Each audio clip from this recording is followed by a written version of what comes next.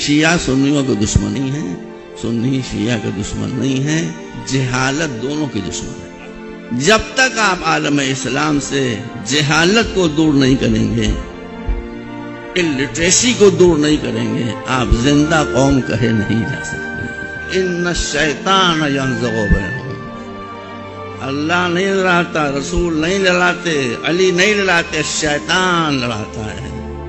تو آپ جب کسی مجمع میں کسی ایسے مولوی ملا کو دیکھیں جو مسلمانوں کو لڑانے کی کوشش کر رہا ہے، سمجھ لیں کہ یہ مولانا نہیں ہے، یہ شیطان ہے۔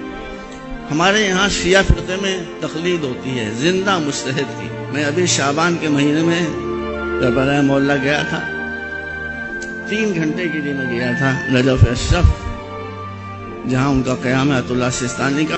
میں نے ان سے کہلوایا کہ میں آیا ہوں، آپ کا دیدار کرنا چاہتا ہوں۔ وہاں ملنے والوں کا ہجوم ہوتا ہے، لیکن انہوں نے سب کو ہٹا کر فوراً مجھے بلا لیا اور مجھ سے پرائیویسی میں بات کی۔ انہوں نے اور مجھ سے کہا میں تمہارا مشن قرار دیتا ہوں، تمہارا مشن یہ ہے کہ شیعوں اور سنیوں کو آپس میں ملانے کے لیے کوئی کوشش چھوڑو نہیں۔ یہ ہمارے مرضی ہے، جو ہمارے سب سے بڑے مجتہد ہیں، ان کا حکم ہے میرے لیے، میں کسی کی بات نہیں سنوں گا۔ میں نے کہا کہ میں سنیوں کو تو پہلے ہی سے بھائی کہتا ہوں۔ کہ یہی تم چاہتے تو ان کو بھائی نہ کہو۔ میں ڈر گیا، میں کہا پھر میں کیا کہوں، بھائی سے بڑا کون ہوتا ہے؟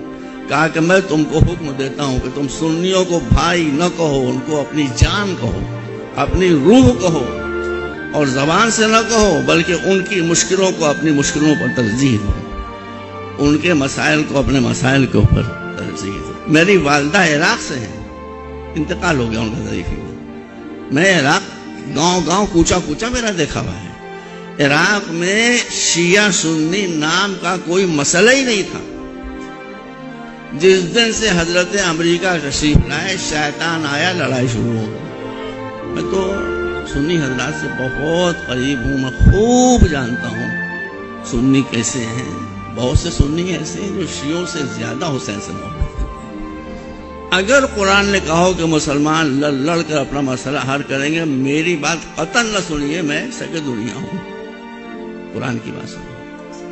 قرآن نے اگر کہیں نہیں کہا ہے، ہر جگہ یہ کہا ہے کہ ملو، مل کر رہو، مل کر رہو، آپس کے جھگڑے اس کو بات چیت سے طے کر لو۔ تو اگر آپ نہیں کر رہے ہیں یہ اور لڑ رہے ہیں آپس میں، تو آپ میری مخالفت نہیں کر رہے ہیں، اپنے رب کی مخالفت۔ یہ سب اہل سنت، آپ لوگ ایک دوسرے سے قریب ہوئیے، ایک دوسرے کے عقائد کو سمجھیے، قرآن عقیدے کا